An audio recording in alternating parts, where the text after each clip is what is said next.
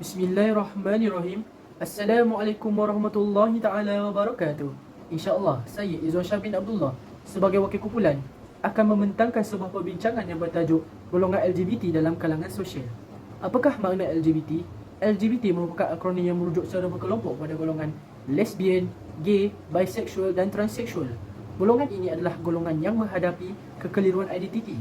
Golongan ini juga menghadapi masalah dan menganggap diri mereka terperangkap dalam fizikal jantina yang berlawanan dengan minda dan perasaan mereka.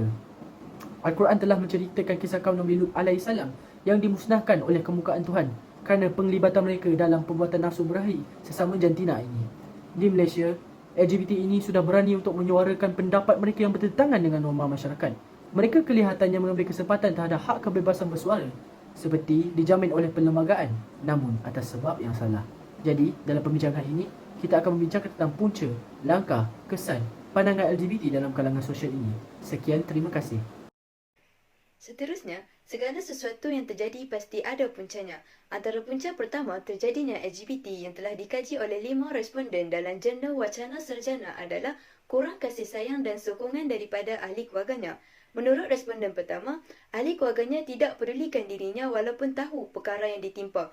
Jadi di sini, ibu bapa mainkan peranan yang penting dalam mendidik anak-anak supaya mereka merasakan diri mereka berharga dan disayangi.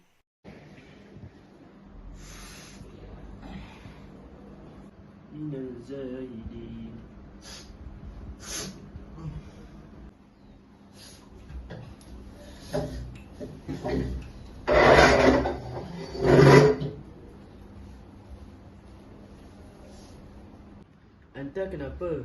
I sedih. Pasal masalah tu ke? Mak I tahu je I macam ni.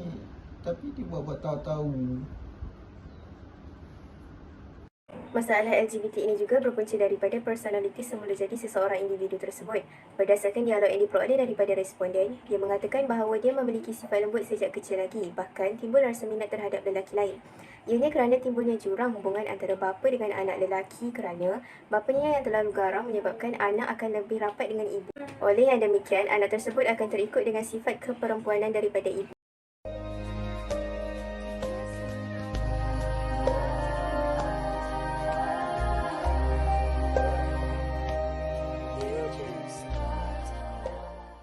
Kau kenapa ni Mal? Okey tak? Ada masalah sebenarnya. Masalah apa tu? I ni dari kecil memang dah lembut. Lepas tu, I jenis suka tengok lelaki. Selain itu, pengaruh rakan-rakan juga menjadi penyumbang kepada masalah ini.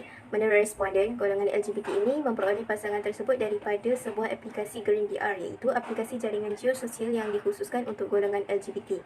Pengaruh masalah ini juga disebabkan oleh bilangan rakan sejenis untuk bersosial lebih ramai berbanding rakan berlainan jantina. Berikut ialah kesan LGBT yang terbahagi kepada 3 segi, iaitu sosial, ekonomi dan juga politik. Sebagai contoh, kesan LGBT dari segi sosial ialah jejaskan kesihatan. Menurut Dr. Anita Sulaiman, terdapat 95% kes HIV dikesan setiap tahun berpunca daripada amalan seks tidak selamat, terutama dalam kalangan LGBT. Selain itu, ia juga boleh menyebabkan populasi manusia berkurangan serta perkahwinan sejenis tidak membawa kepada pertambahan bilangan manusia. Akhir sekali, wujudnya penyakit yang berbahaya sehingga memendekkan jangka hayat seseorang. Golongan LGBT menyebabkan kemiskinan kerana mampu mewujudkan penyakit baharu seperti penyakit HIV. Hal ini menyebabkan kerajaan terpaksa mengeluarkan dana yang banyak untuk merawat pesakit HIV yang semakin bertambah dari tahun ke tahun. Perkara ini boleh menyebabkan masalah kemiskinan kerana dana yang sedia ada sepatutnya disalurkan kepada negara untuk tujuan meningkatkan ekonomi negara dan bukannya digunakan kepada perkara yang tidak bermanfaat.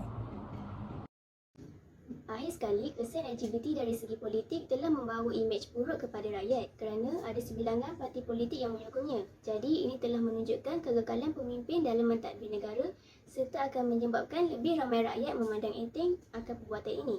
Kerana mereka berfikir itu adalah perkara yang boleh dilakukan kerana pemimpin turut menyokongnya. Selain itu, menjejaskan sistem perundangan negara.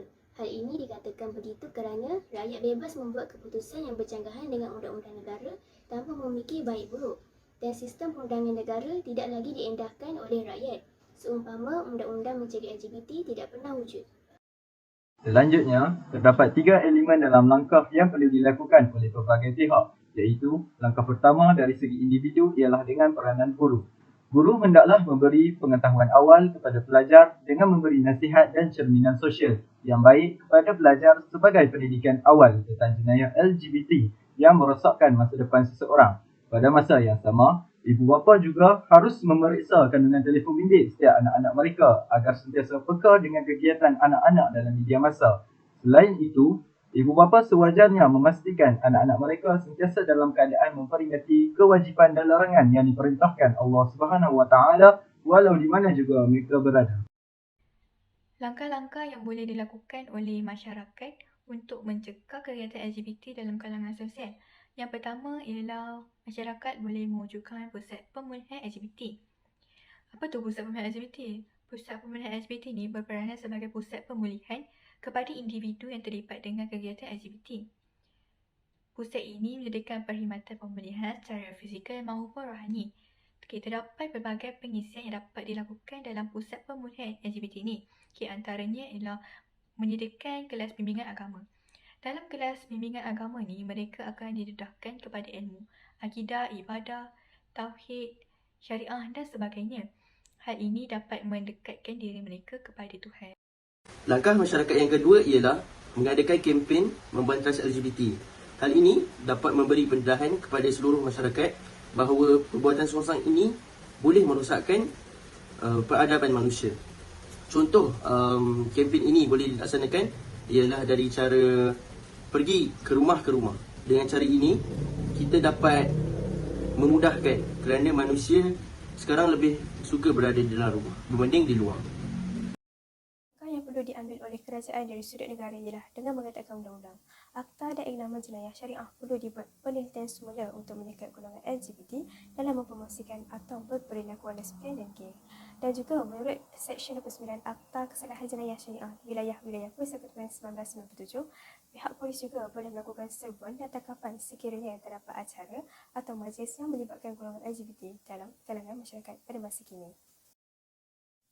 Seterusnya, kerajaan juga perlu menyekat laman web yang berunsurkan LGBT kerana pada masa kini remaja bijak dalam meneroka laman web haram untuk menonton video pornografi yang memberikan kesan buruk kepada mental dan emosi mereka.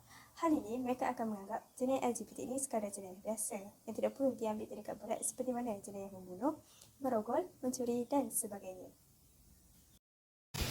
Baiklah, saya akan bentang untuk bahagian kesimpulan pula. Jadi, LGBT ini perlu dibendung seawal usia muda sebagai inisiatif membasmi isu songsang berbahaya yang mampu memberi impak negatif kepada golongan muda seperti kami ini. Keseluruhannya kepada semua pihak termasuk individu, masyarakat dan juga negara. Kami sebagai pelajar pentadbiran Islam nilai bekerjasama menjadi perkara utama dalam diri masing-masing untuk berganding bahu bagi menegah sekerasnya jenayah LGBT dari menakluki negara kita.